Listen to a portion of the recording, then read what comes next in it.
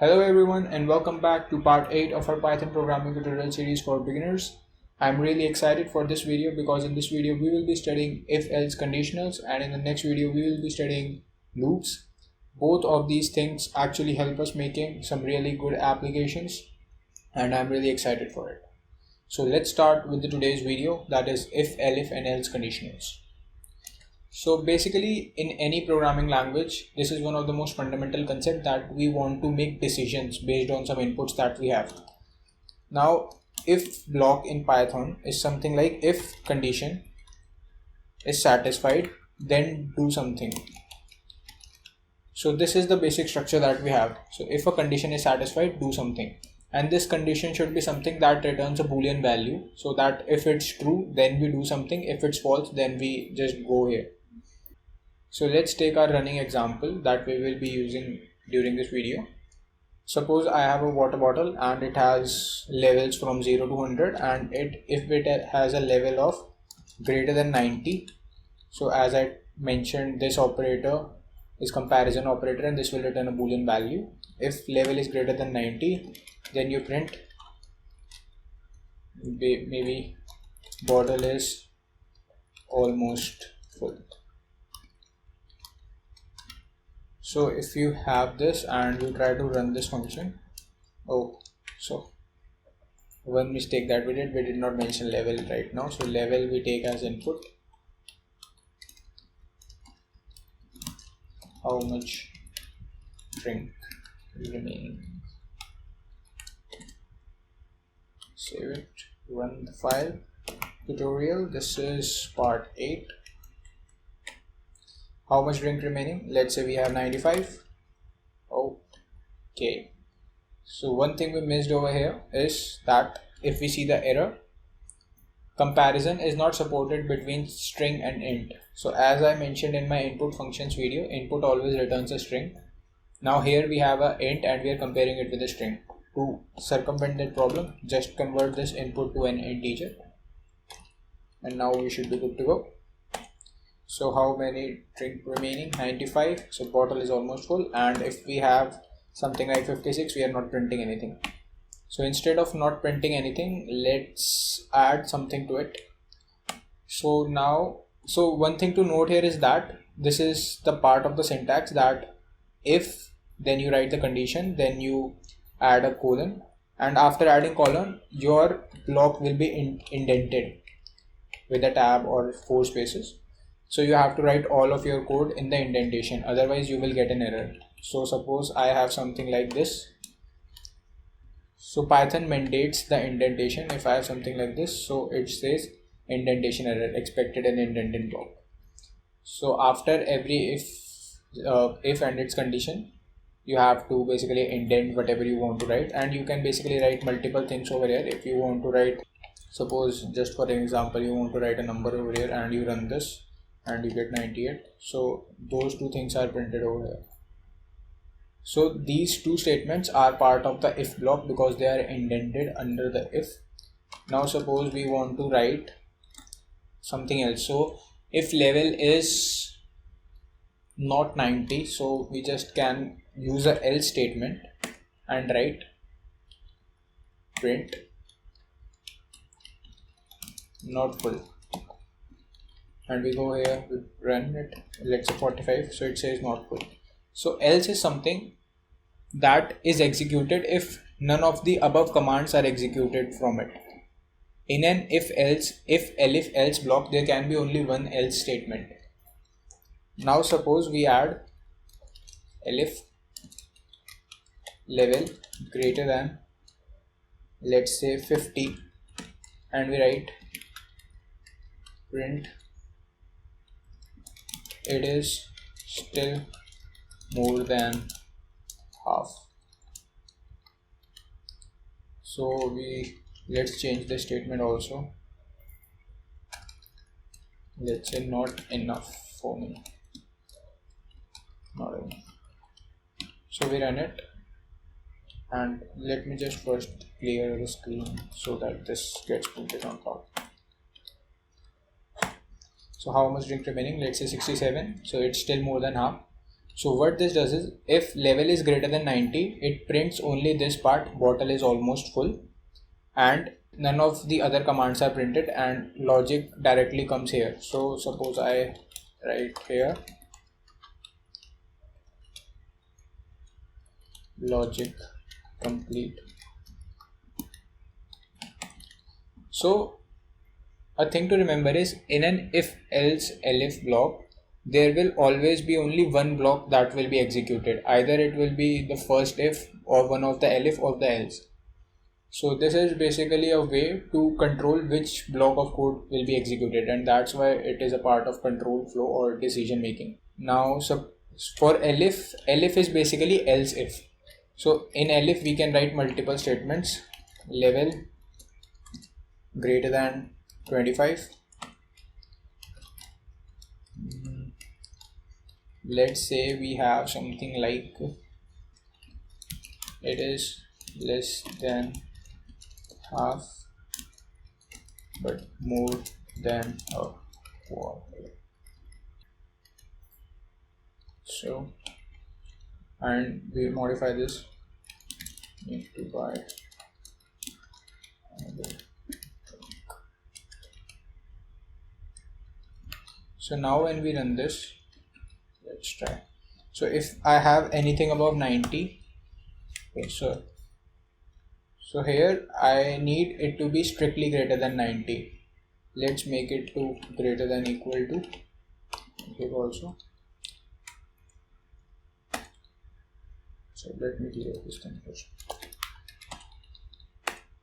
If I have it 90, bottle is almost full, and only that if statement is executed. If I have something like, let's say 67, then only the second part is executed, this elif block, none of the other block is executed. If I have 45, it is less than half but more than quarter, so only this part is executed. And if I do something like 20, basically 24, so it says need to buy another thing, so it get into the else command.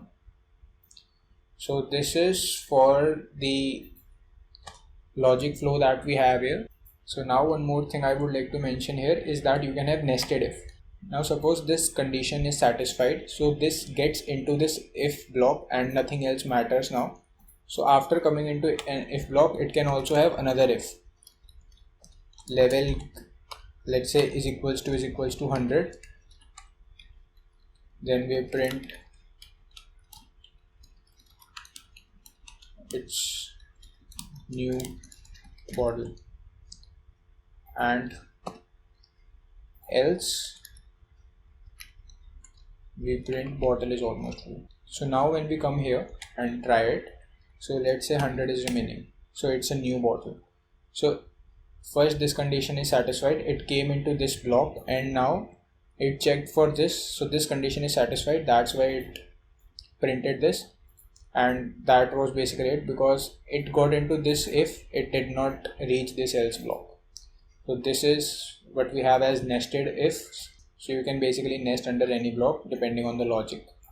So let's comment everything and now move on to our exercise, which will be a great learning experience for you because it's a great exercise. Let me show you what it is.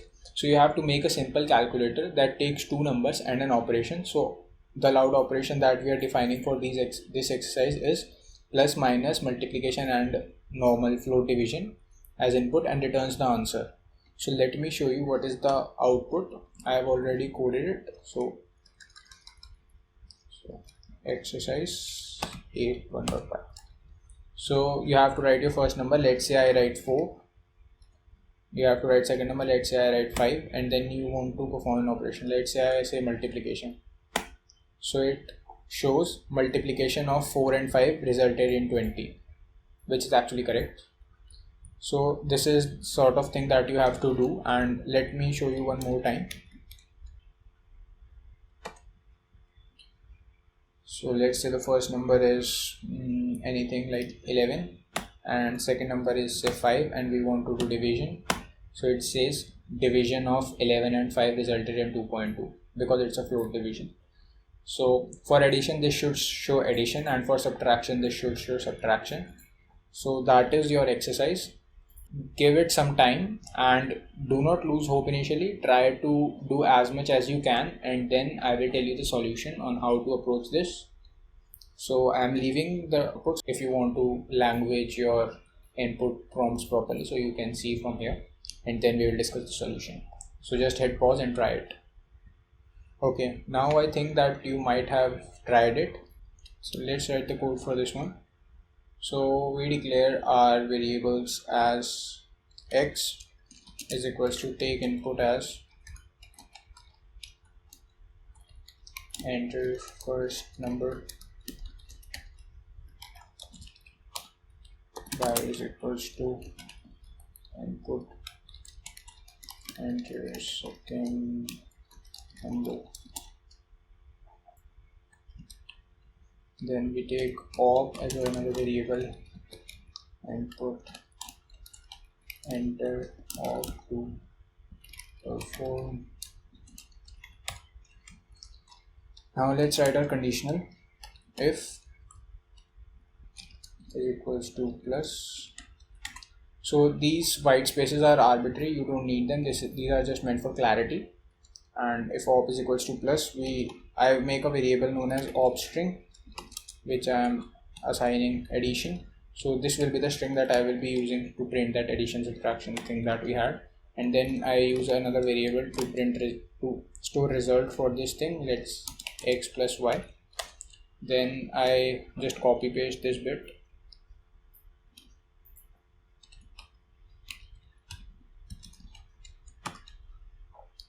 Right, elif over here, elif, and then I do manipulation whatever I want. So division, same operator over here, star minus, and this is subtraction.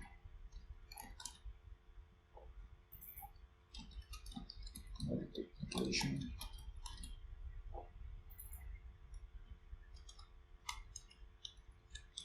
Division. And now once I do it, I will use a f string to print them with the help of op string and result variable. So first of all, let's say I just simply print it. Print. What should we have here? Print f, and then we have op string of x and y resulted in result. So that's what we are going to print over here. Now there is a problem that we will see shortly. Okay, so first let's execute it.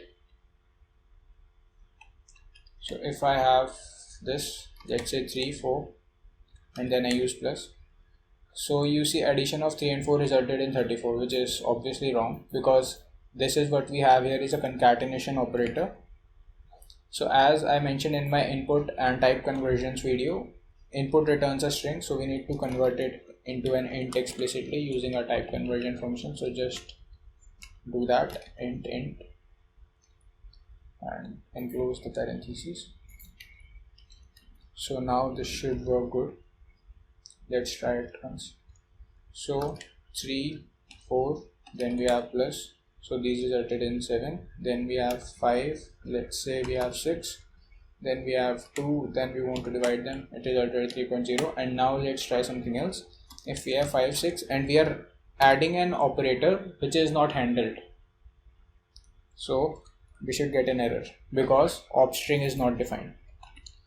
So you see, if none of these operations is what has been entered by the user, so op string and result, these variables have not been declared yet because none of these conditions were satisfied. Hence we can do something like else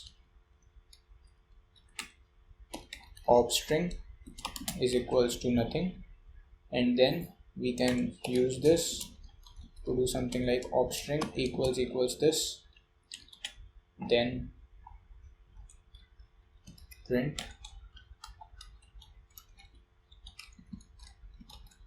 invalid op selected, and else we simply do this. So now all the conditions are handled. Let me clear this first and run the code. So 5, 6 adding an invalid operator results in invalid operator selected, and now the code should not break no matter what you do. Let's do this. Unless you give wrong values for integers, then the code can break. So this is the code that we write for this exercise, and it solves it. One thing I would like to mention here is that as we discussed the concept of truthy and falsy values earlier, so we discussed that all the empty strings, zero numbers and empty sequences are basically false. So here if we don't write this, op string is basically false, and if we add not to it, let's say this, we just add a not operator over here. So op string by itself is false in its truthy falsy value. Basically its boolean value is false because it's an empty string now if an invalid operator is added, and if we take not of it, then it should return true and then it should print an invalid op. But if op string is not a empty string like sum of this, subtraction or multiplication, then the boolean value will be true, not of true will be false, and it won't go into this. Let me show you if this works fine or not. So 5, 4 and write an invalid operator. Oh, I misspelled something. So what did I misspell? Oh, I haven't saved it. Let's run it. 5, 6 invalid op and invalid op selected. So this concept of boolean conversion from string works.